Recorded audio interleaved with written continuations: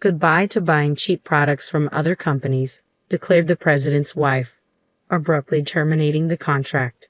This client was significant, and I felt a wave of concern, but then a brilliant idea struck me. Understood, we will never deliver to you again, I replied confidently, signing the contract she had presented.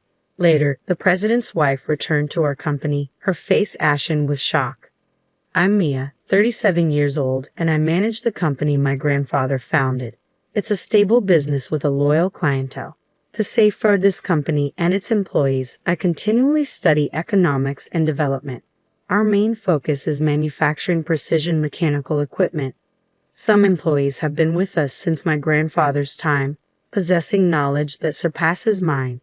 I frequently visit the site to learn from them firsthand. My dedication has earned their respect, and despite my age, I have gained their trust. I approach client relationships with earnestness and passion, which has helped maintain the steady performance of the company my grandfather entrusted to me. However, there's always room for improvement. I need to keep learning to further earn their recognition and ensure the company's continued success. Then, a remarkable event unfolded within the company. It began with the arrival of the wife of a crucial client's president. She expressed astonishment, claiming her husband had a long-standing association with our company, yet she had never realized it was under the direction of someone she deemed immature.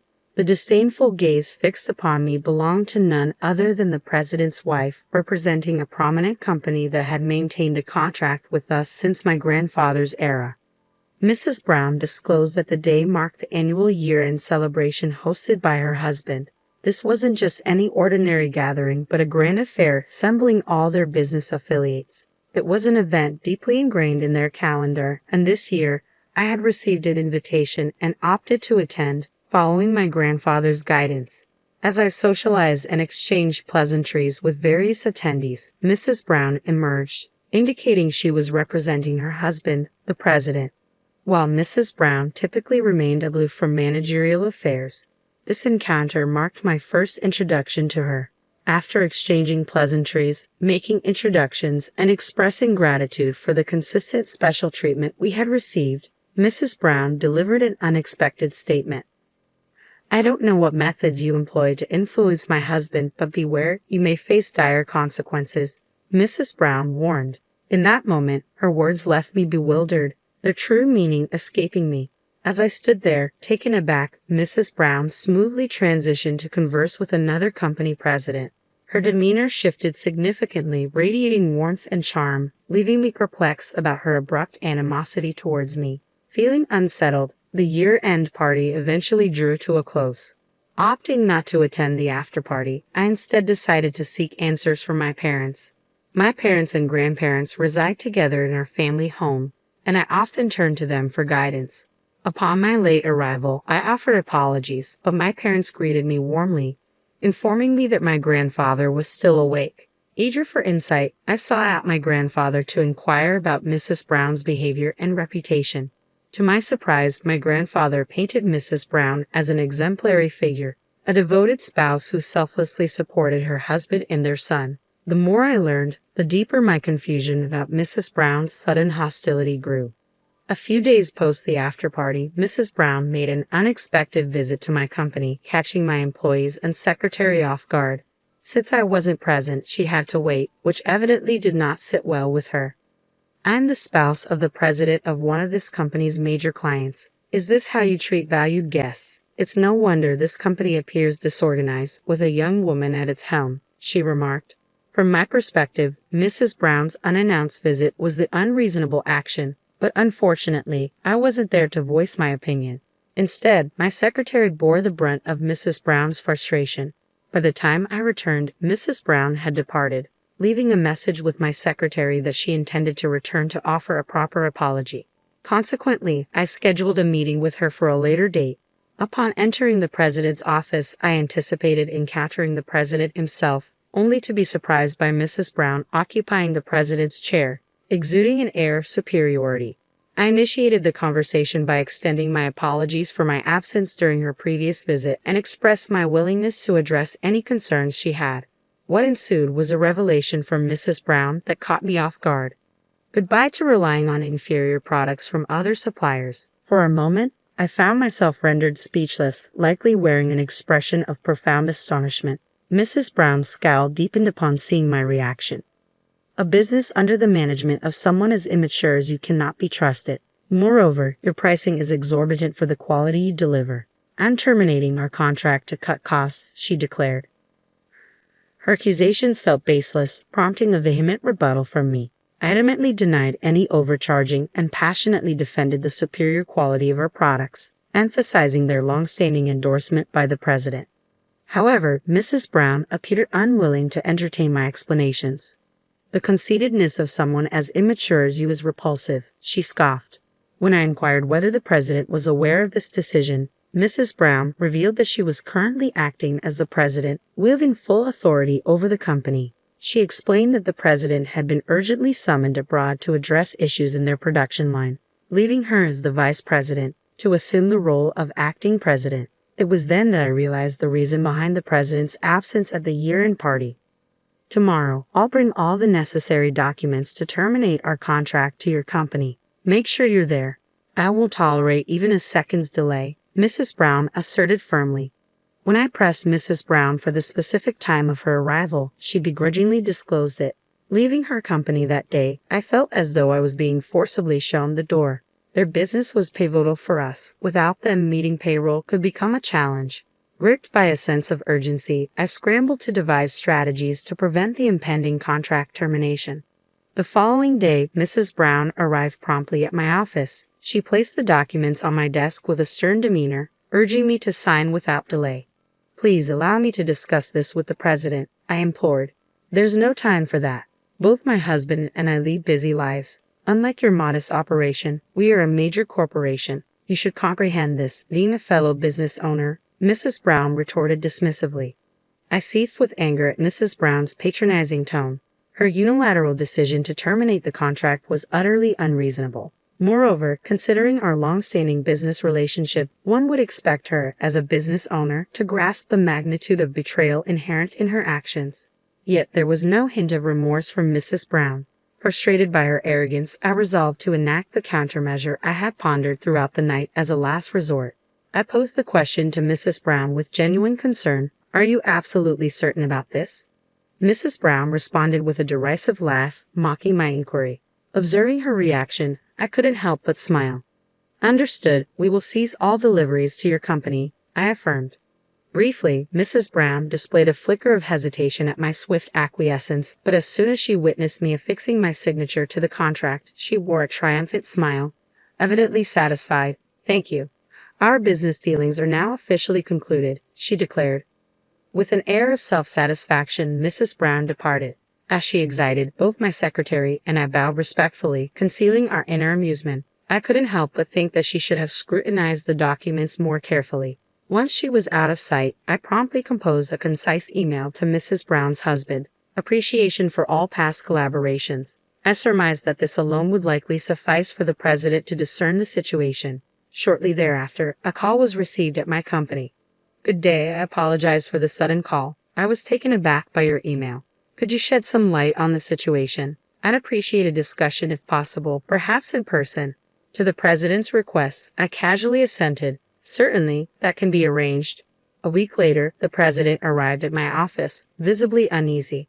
Accompanying him was Mrs. Brown, her expression reflecting evident displeasure. After formal greetings and light conversation, the president wasted no time inquiring about the contents of my email. Guiding him to a comfortable spot, I offered coffee before settling across from him, preparing to relay the tale, anticipating it to be rather lengthy. Before delving into the sequence of events, I explained, Mrs. Brown abruptly terminated our contract, and I felt it appropriate to express gratitude to the president for years of support before bidding farewell. As I candidly voiced my frustration, the president's complexion turned pale, and he swiftly extended a heartfelt apology. Mrs. Brown, visibly surprised, accompanied him. With sweat glistening on his brow, the president apologized earnestly.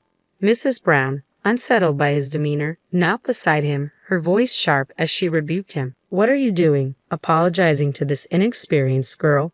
Cease this immediately. Disregarding Mrs. Brown's objections, the president compelled her to offer an apology. Then, stealing a glance at his wife, he implored me, "Please reconsider terminating the contract. Our company depends heavily on yours. Losing your partnership would be a significant blow to us." He continued to apologize profusely. Mrs. Brown, glaring at her husband, directed her dissatisfaction towards me. "Even without this small company, our business won't suffer. I've already secured contracts with overseas firms to fill the gap. What's the issue?" Maintaining her assertive stance, Mrs. Brown's attitude left me sighing in frustration. Witnessing my reaction, the president was taken aback, then erupted into fury, scolding Mrs. Brown vehemently. "You're clueless. How could you act without considering the consequences? We've maintained a loyal relationship with this company for 40 years. Do you grasp the significance of that?" Mocking the president's sentiment, Mrs. Brown fired back, "So what? I'm not sentimental about old ties. Ending our association with this company will cut costs and enable us to lower our prices, gaining an edge over competitors. It's beneficial." The president's frustration escalated upon hearing Mrs. Brown's retort. "Allowing you to act as president was a mistake," he bellowed, his regret palpable as Mrs. Brown smirked triumphantly in response. In the midst of their confrontation, Mrs. Brown's phone interrupted with a persistent ring. "I'm occupied at the moment," she snapped irritably into the phone. However, her demeanor swiftly shifted from annoyance to panic and bewilderment. "Hold on, what's happening?" With a sense of anticipation, I waited until Mrs. Brown concluded the call before inquiring, "Is everything all right?" Mrs. Brown, visibly overwhelmed, began to articulate her distress. "The overseas company we relied upon has encountered a 3-week delay, and the products received are of subpar quality." Unable to suppress a mocking laugh, I replied, "Such setbacks are unsurprising. Our precision mechanical equipment possesses unique attributes that other companies simply cannot replicate." "What do you mean?" she demanded, her tone edged with curiosity. "It's the craftsmanship," I asserted firmly, meeting Mrs. Brown's gaze with unwavering resolve. Though she appeared perplexed, I seized the moment to elucidate the profound significance of our company's refined technology and skilled craftsmanship. I emphasized how our products encompass unique techniques unattainable elsewhere, reliant on the expertise of our master craftsmen. As my confidence radiated, Mrs. Brown's expression shifted from defiance to frustration and resignation. With a triumphant air, I held my ground, meeting her defeated countenance with a sense of vindication. Having been vehemently vocal throughout our exchange, Mrs. Brown now seemed rendered speechless, her demeanor subdued. Curious about her motives, I pressed Mrs. Brown for an explanation. With defiant candor, she began to unravel her intentions, revealing a desire to secure her son's future by positioning him as the heir to the company.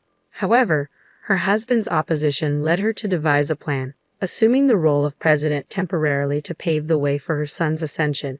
When an overseas issue emerged, Mrs. Brown saw an opportunity to sever ties with long-standing partners and forge new alliances, with her ultimate goal being to consolidate support for her son's succession. Unfortunately for her, my company stood as an obstacle to her scheme. She had sought alternative suppliers but faced setbacks until now.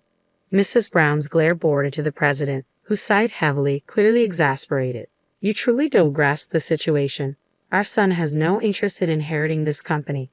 Mrs. Brown's shock was palpable as the president proceeded to disclose their son's true aspirations. "Our son has expressed a passion for agriculture, not business. He's set his sights on attending agricultural college, not pursuing economics. That's why I kept it concealed, considering my brother's interest in assuming management." "It can't be," Mrs. Brown murmured, disbelief etched on her face. "It is. Take a look at this," the president urged, displaying his mobile phone. A message from their son, brimming with excitement about his acceptance into agricultural college, accompanied by a snapshot presumably taken on campus, was presented. Witnessing the evidence, Mrs. Brown's resolve faltered, and she sank to the floor in defeat.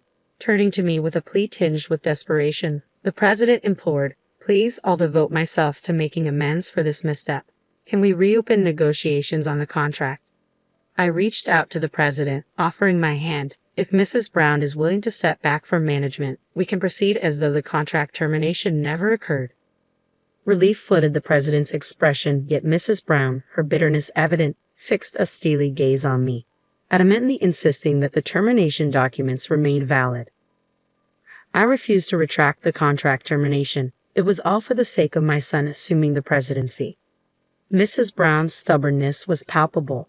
With a heavy sigh, I suggested she review the contract documents once more. Motioning to my secretary, I requested the copy provided by Mrs. Brown. Please observe the signature area. I directed her attention to a spot outside the designated section where my signature was positioned. Mrs. Brown, taken aback, hesitated.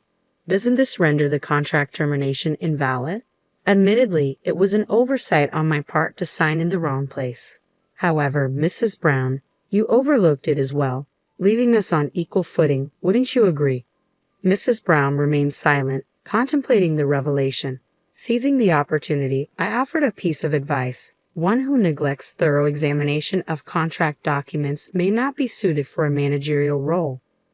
With those words, the president swiftly retrieved the discarded document from the floor, scrutinizing its contents before breaking into a broad smile. Thank you so much," he expressed repeatedly. As the president extended his gratitude, Mrs. Brown, now seated beside him, wore an expression tinged with regret. Later, I found solace in retaining the crucial contract and earned praise from my grandfather for safeguarding the future of our employees. However, it came to light that Mrs. Brown had similarly severed ties with other companies, prompting the president to extend apologies far and wide. I aided him in explaining the situation to these companies, offering assistance where necessary. Fortunately, they were receptive, aiding in the recovery of the president's company.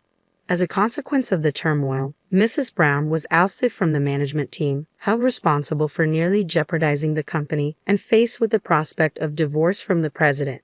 Despite her resistance, the president, feeling betrayed, showed her no leniency. Their son ultimately found liberation from his mother's influence, pursuing his agricultural studies with unwavering conviction. For my company, the outcome was transformative. Not only did we garner favor with a major corporation, but our reputation flourished, leading to a surge in new contracts. Our sales soared, surpassing even my grandfather's achievements, and our employees rallied behind us more fervently than ever. As I continue to lead, I remain vigilant, committed to learning and evolving, much like the president.